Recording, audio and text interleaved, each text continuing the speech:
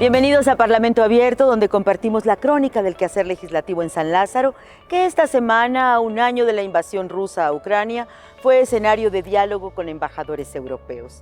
El presidente de la mesa directiva de la Cámara de Diputados, Santiago Krill Miranda, participó en este encuentro que suma a México a los esfuerzos que parlamentarios en todo el mundo vienen realizando en la exigencia de un cese al fuego. Ante representantes de diversos grupos parlamentarios y diplomáticos de Ucrania, Finlandia, Noruega, Suecia, Unión Europea en México y el jefe de la misión de Dinamarca, el diputado presidente recuperó el significado histórico y cultural de la premisa de Benito Juárez: entre los individuos como entre las naciones, el respeto al derecho ajeno es la paz.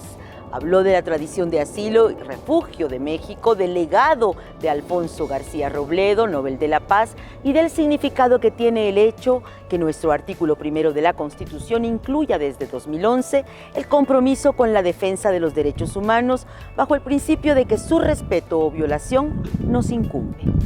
Destacó la importancia de la condena a la invasión por parte de Juan Ramón de la Fuente, embajador de México ante Naciones Unidas. Informó que, invitado por su homólogo del Congreso ucraniano, buscará encabezar una delegación de legisladores mexicanos que participe en una sesión especial en el Parlamento de aquel país. Diputados de Movimiento Ciudadano, Acción Nacional, Morena, de la Revolución Democrática hicieron un reconocimiento a la resistencia de Ucrania ante una guerra que calificaron de injusta y se manifestaron en favor de la paz. Y se perfiló la iniciativa, que algunos promueven, de contar con el mensaje del presidente Zelensky en el Congreso mexicano. La embajadora Oksana Tramaretsky agradeció a México porque se encuentra, dijo, entre los países que apoyan el Estado de Derecho y la democracia. Ucrania, dijo, necesita decisiones sin precedentes y un liderazgo real de sus aliados, porque lo que ahí sucede afecta a todos. Vamos a la crónica de lo sucedido aquí el jueves 2 de marzo. En el Salón de Protocolo del Edificio C de la Cámara de Diputados se llevó a cabo este jueves 2 de marzo el diálogo parlamentario con embajadores europeos, a un año de la invasión rusa a Ucrania. En el evento participaron diplomáticos de Ucrania, de la Unión Europea en México y el presidente de la mesa directiva. En su participación, la embajadora de Ucrania en México, la excelentísima Oksana Tramaretsky, puntualizó que parlamentos y organismos internacionales reconocieron a Rusia como un estado terrorista o un estado patrocinador del terrorismo. E hizo un llamado al Congreso y al gobierno mexicano para que se unan a este reconocimiento, aíslen aún más a Rusia y corten los lazos políticos de todo tipo con un país terrorista. Estamos luchando por la libertad, pero también estamos luchando por la democracia. La democracia es el destino de la humanidad, la libertad, su brazo indestructible. Estas palabras de Benito Juárez, gran estadista mexicano, resuenan en todos los ucranianos. Me complace mucho notar que México se encuentra entre la mayoría de los países que apoyan el Estado de Derecho y la democracia. Significa que podemos confiar en apoyo de la gente mexicana y condenar esta guerra brutal. Por su parte, el embajador de la Unión Europea en México, Gautier Mignot, afirmó que para resolver el conflicto es necesario seguir la resolución adoptada por la ONU, que es una retirada de las tropas rusas del territorio de Ucrania, cesar el fuego y buscar una paz duradera. La voz de México es absolutamente invaluable, el voto positivo de México es sumamente importante porque México tiene una voz muy escuchada, muy respetada en la comunidad internacional desde hace muchos años. Entonces, ¿qué tenemos que hacer ahora? Tenemos que convencer a los tibios, a los neutros, a los que se abstienen en las Naciones Unidas. Países como China, que siempre se abstiene, no condena la invasión rusa, pero también grandes democracias como India, como África del Sur. Tenemos que convencerles de ser mucho más claros en la condena de la invasión rusa, y el día que Rusia se encuentre aislada realmente totalmente, ahí sí no tendrá otra salida que aceptar retirar sus tropas y negociar. Para finalizar, el presidente de la Cámara de Diputados, Santiago Krill Miranda, resaltó que la gran reforma del 2011 en materia de derechos humanos se considera la más importante desde la expedición de la Constitución de 1917, en la que se estableció cómo interpretar el concepto de los derechos humanos. Nuestra diplomacia de siempre ha sido una diplomacia que ha estado en la frontera de la defensa de la paz y de los derechos humanos. No solamente es nuestra historia, pasada o remota, no solamente es nuestra historia reciente, son nuestros adelantados diplomáticos los que han sentado la dirección y la política de los derechos humanos en materia de relaciones exteriores. Gracias por continuar en Parlamento Abierto, donde hemos venido registrando la crónica del proceso de relevo del Consejo General del Instituto Nacional Electoral, el INE, para ocupar las 4 vacantes que el 3 de abril próximo dejarán 3 de sus integrantes y el consejero presidente Lorenzo Córdoba. Ante esta particularidad y en atención a quejas recibidas por personas interesadas en participar en la selección, el 23 de diciembre la Sala Superior del Tribunal Electoral del Poder Judicial de la Federación determinó que la Cámara de Diputados debía reformular la convocatoria a fin de precisar los términos en que habrá de renovarse el cargo de la presidencia. Y como siguiendo el procedimiento que el artículo 41 de la Constitución establece, el Comité Técnico de Evaluación concluirá su trabajo entregando 4 quintetas con los 20 perfiles mejor calificados, la Junta de Coordinación Política, la JUCOPO, acató esta sentencia precisando que habría una quinteta solo con los candidatos que podrían presidir al INE. El 22 de febrero, la Sala Superior del Tribunal Electoral, ante otra queja, emitió otra sentencia instruyendo a la Cámara de Diputados y al Comité Técnico de Evaluación a que la llamada Quinteta Dorada se integre únicamente por mujeres. El argumento de los magistrados es que debe cumplirse en este relevo el principio de la paridad en todo y que en el caso del órgano autónomo responsable de organizar las elecciones, esto no ha ocurrido. La Junta de Coordinación Política se dio por enterada oficialmente el 27 de febrero, fecha en que ya se había concluido el proceso de registro de los aspirantes, y a través de su presidente, el diputado Ignacio Mier, informó que haría un análisis jurídico de esta resolución que adelantó desde entonces consideraban extemporánea. El jueves 2 de marzo, la JUCOPO le respondió al Tribunal Electoral mediante un pronunciamiento avalado por sus 7 integrantes, es decir, los 7 coordinadores de igual número de grupos parlamentarios con representación en la Cámara de Diputados.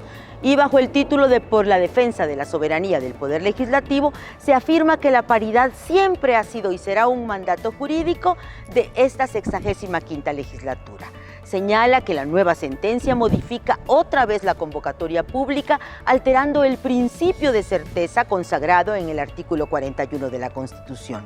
Subrayan que el Tribunal Electoral del Poder Judicial de la Federación está inobservando el principio de certeza y aplicando una sentencia imposible de cumplir. Consideran que la modificación de las reglas de elección, notificadas 11 días después del primer registro de personas aspirantes, es, abrimos comillas, una afectación significativa a los derechos de 664 ciudadanas y ciudadanos que desde el 16 de febrero se inscribieron.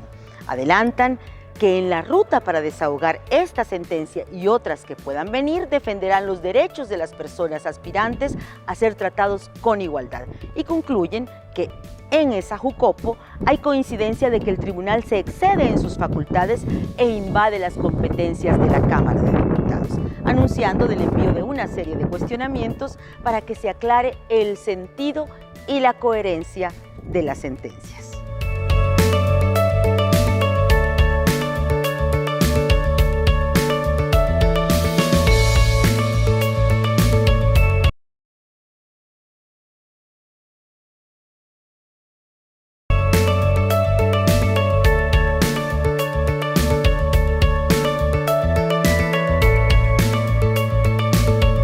Esta semana se aprobaron por unanimidad, con el voto de todas y todos los diputados, reformas que buscan mejorar la calidad de vida de diversos sectores. Así, se avaló en la sesión de este jueves 2 de marzo un dictamen que da sustento jurídico a la urgencia de formular políticas públicas que permitan a las personas ciegas o débiles visuales tener acceso a libros escritos en el sistema de escritura braille.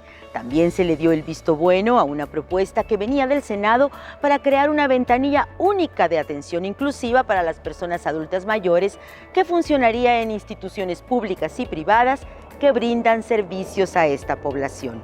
Con el respaldo de los 7 grupos parlamentarios, que en orden de presencia numérica corresponde a los partidos de Morena, Acción Nacional, Revolucionario Institucional, Verde Ecologista de México, del Trabajo, Movimiento Ciudadano y de la Revolución Democrática, salió adelante otro dictamen para incorporar la definición de imagen urbana en la Ley de Asentamientos Humanos, Ordenamiento Territorial y Desarrollo Urbano. Con ese término se busca significar al conjunto de elementos naturales y construidos que conforman el marco visual de la ciudad y cuyas características arquitectónicas, ambientales, sociales dan identidad a un centro de población. Otra reforma en materia ecológica que salió adelante para esa misma ley es la que fomenta espacios verdes urbanos, azoteas, techos verdes, jardines verticales, huertos urbanos. El objetivo es dotar de atribuciones a las entidades federativas para que puedan legislar en materia de agricultura urbana y periurbana. A estos cambios, que cuentan con el consenso de todos los diputados, se suman los aprobados en la sesión del martes 28 para seguir aplicando el principio de la paridad en diversas estructuras de la administración pública. También se avanzó en la armonización de la Ley de los Derechos de las Personas Adultas Mayores con el derecho constitucional a recibir por parte del Estado una pensión contributiva. Vamos a la crónica de los acuerdos logrados. En la sesión del jueves 2 de marzo, el Pleno de la Cámara de Diputados aprobó con 472 votos a favor el dictamen que modifica las leyes del Seguro Social, la Federal del Trabajo y la del Infonavit, a fin de que las personas que se hayan inscrito voluntariamente a los regímenes de vivienda obtengan un crédito barato y suficiente.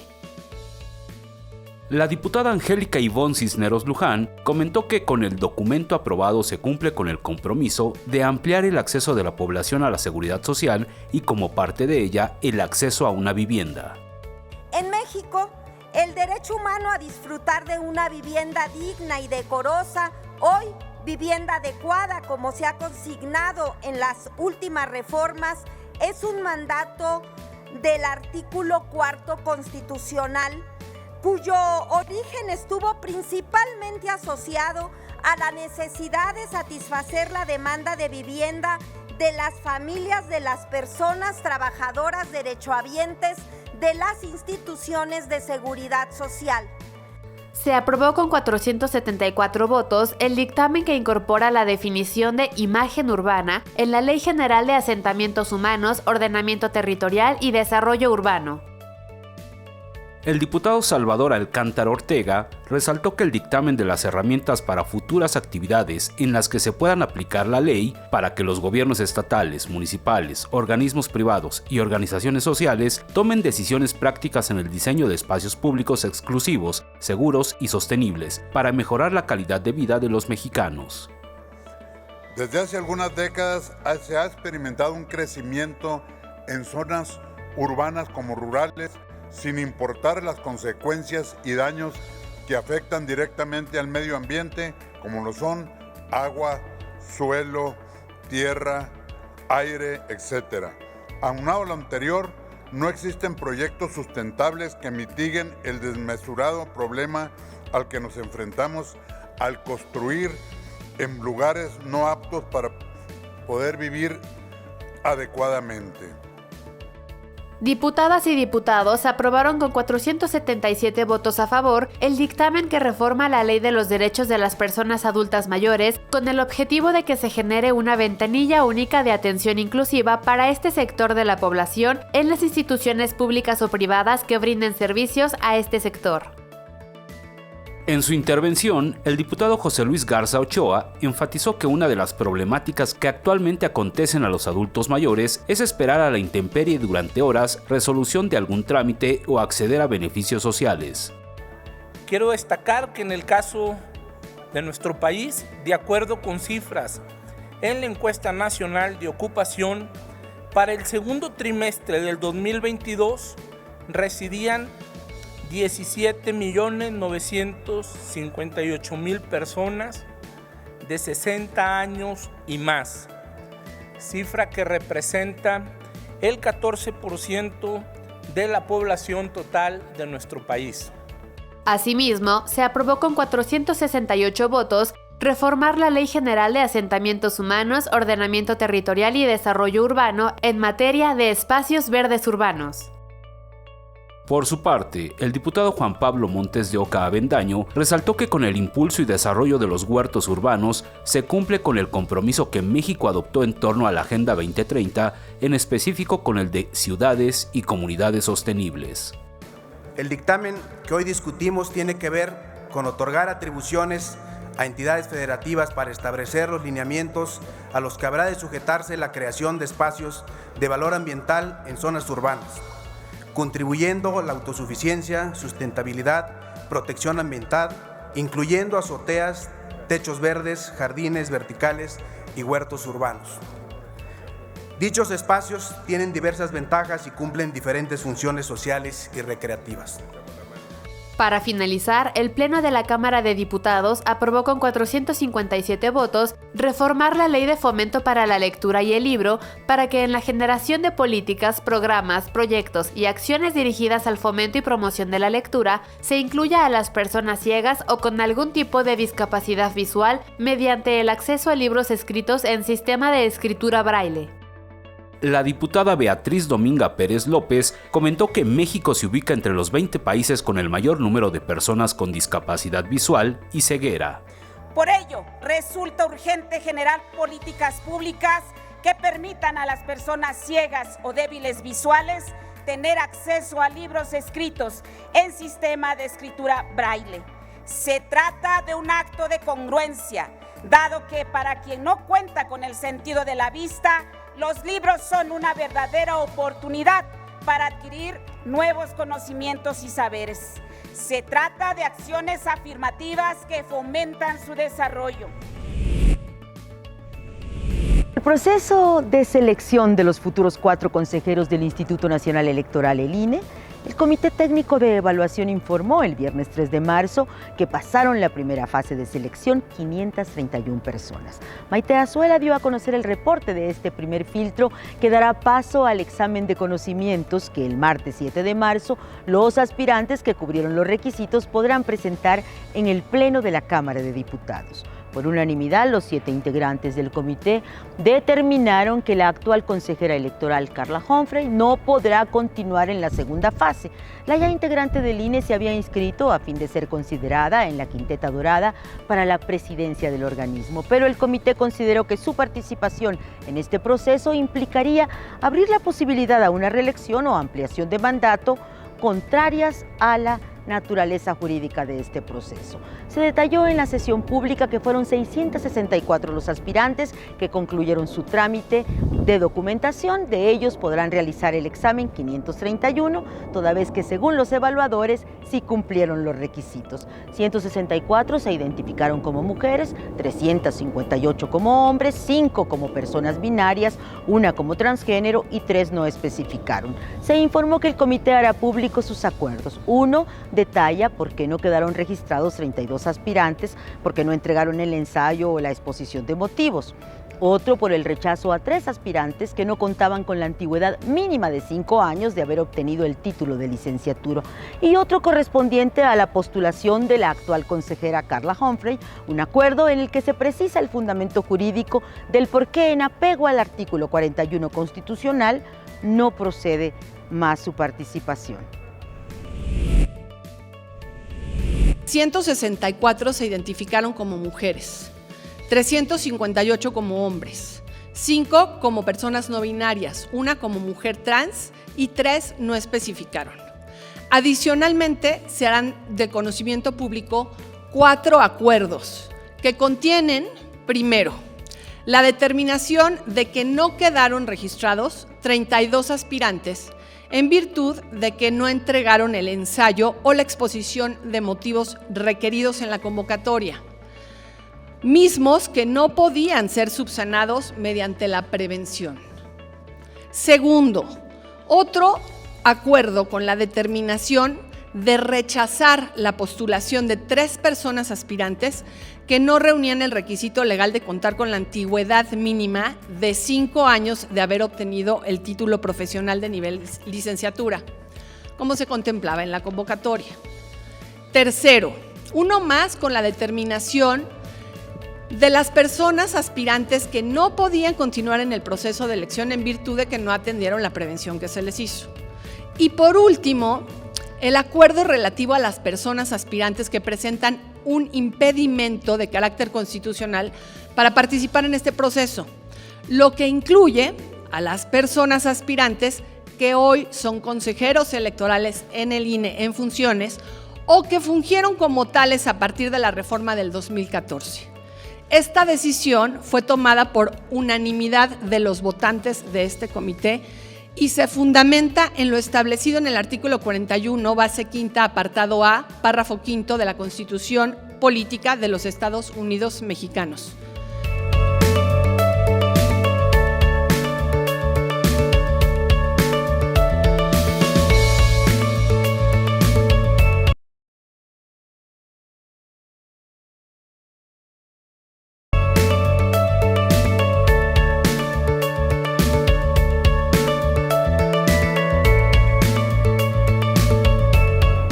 Ahora, en nuestra sección Detrás de Cámara, continuamos con la segunda parte del trabajo que realiza el curador del Museo Legislativo Sentimientos de la Nación de la Cámara de Diputados.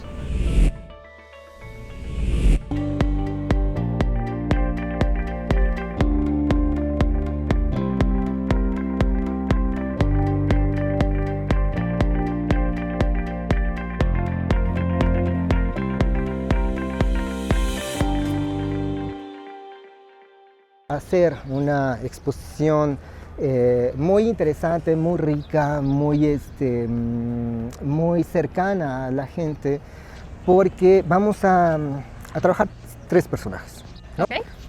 Francisco Villa, Emiliano Zapata y efectivamente Felipe Ángeles, ¿no? ¿A partir de dónde? ¿No? Pues a partir de sus objetos personales. Ajá, es decir, vamos a tener la máscara mortuoria de Zapata, y yo creo que esta exposición nos va a brindar una posibilidad de poder acercarte a ellos, ¿no? A partir de sus representaciones, ¿no? Okay. ¿Por qué? Porque si bien está el sombrero, si bien está la máscara mortuoria, si bien está, no sé, su indumentaria X, ellos ya no están, ¿no? Ajá. Entonces regresamos al mismo, ¿no? Están los objetos y cómo esos objetos han construido una historia política, una historia social. Ustedes como área de curaduría se dedicaron a escoger esos objetos y los van a acomodar y van a redactar los guiones que va a llevar cada objeto, porque suena muy interesante los objetos que nos estás mencionando. O sea, ¿cuál es el proceso de selección? Sí, mira, el proceso de selección tiene que ver con dos momentos, 2 caminos, y yo creo que nos sirve precisamente tu pregunta para hablar de realidades, ¿no? Ya que estamos en esta cuestión. Una utopía es pensar que a veces una exposición inicia de cero, ¿no? O que el curador selecciona los objetos, selecciona los cuadros, selecciona la obra de una historia que quieres contar, ¿no? Eso es lo ideal. En otras ocasiones no es así, ¿no? En otras ocasiones ya nos llegan los objetos como tal, ¿no? A partir de una intención y una petición, ¿no? Okay. En este caso es una propuesta de una diputada, ¿no? La diputada Gabriela Sodi, que tiene esa intención, ¿no? De hacer esa exposición. Entonces se acerca con los familiares, y los familiares son los que hacen un corpus de obra, ¿no? Que en este caso son 3 personajes y son 3 corpus, ¿no? Ahora el reto que tenemos es darle un sentido a esos objetos, ¿no? Hacer un guión a partir de ellos. Hay algo que podemos imaginar todos. Voy a salirme del Museo Legislativo y los voy a llevar ahorita al Museo de Antropología, ¿no? Para que recordemos la copia, de hecho, del penacho de Moctezuma. Está en esta gran vitrina, de nuevo objeto monumental, y la monumentalidad no es ingenua, ¿no? O sea, tiene un sentido muy Tiene específico. una razón de ser. Una razón de poder, ¿no? Y también una razón social a partir de ese poder, ¿no? ¿Qué pasa cuando la gente ve en esta gran vitrina el gran penacho de Moctezuma, ¿no? Pues se acerca y trata de poner su cabeza abajo del penacho. ¿Me explico? Sí. Ajá, y se fotografían. Ajá. No quiero decir de una manera ingenua, porque es una palabra cruel, ¿no? Pero se fotografían. Pero ¿qué pasa con ese cuerpo prestado a partir de este objeto presente? ¿Me explico? Pues lo que sucede es que tú eres el cuerpo de esa nación, ¿no? Y estás ocupando o portando ese objeto porque te identificas con él. Y desde esas colectividades es que nos vamos a identificar con los objetos o con los símbolos, ¿no? Que nos representan, tanto dentro como fuera. Oye, ¿no? y aprovechando que nos estás sacando del Museo Legislativo y nos llevas al Museo de Antropología, sí. También nos estabas comentando que tienen como que la idea de sacar el Museo Legislativo, sí. Como que ya no sea nada más entre paredes, sino que ya se expanda, por decirlo de cierta forma. Si me pudieras explicar un poquito de eso. Sí, sí, claro. Mira, esto tiene que ver también con la idea de por dónde trabajar, ¿no? Ajá, o sea, qué proponer en un espacio creado, ¿me explico? Y en ese sentido, pues entra el otro momento de la curaduría, ¿no? Que, bueno, no quisiera mencionarlo así porque también es un poco osado, ¿no? Y es el curador como autor, ¿no? Que de hecho también se le ha criticado muchísimo.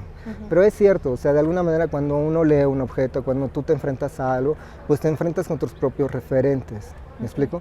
Y en ese sentido, y contestando tu pregunta, pues cuáles son esos dos referentes que traigo a colación con esta idea de sacar, ¿no? El museo afuera de ese espacio y abrirlo al interior de la cámara, ¿no?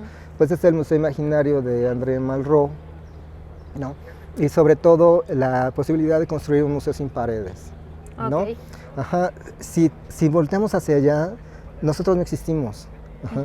El museo se pierde en los otros edificios, se pierde en este conjunto, y lo que necesitamos nosotros es visibilizarnos, sacarlo. Salir, porque aquí está la dinámica, aquí está la gente, aquí es el público, un público, ¿no? Que tenemos que acercarnos, ¿no? Vamos a hacer exposiciones afuera, ¿no? Que estamos muy contentos de mostrar y de que nos inviten. No, y nosotros muy emocionados también de poder ver exposiciones y parte del museo expuesto aquí afuera, y sobre todo aquí en la explanada, donde también es un paisaje. Entonces, claro. Pues también estamos muy emocionados de poder ver esas exposiciones y las vamos a estar esperando. Y pues Miguel, muchísimas gracias por haber estado aquí con nosotros y habernos explicado más de la curaduría, del museo, y estaremos pendientes para las siguientes emisiones. No, hombre, pues muchas gracias. Y mira, o sea, de hecho, la otra concepto que mencionas de museo expuesto viene muy bien. Pues bueno, muchas gracias y bienvenidos, están invitados. Gracias por haber estado con nosotros en esta emisión de Detrás de Cámara. Miguel, muchas gracias y nos estamos viendo. Gracias, un gusto.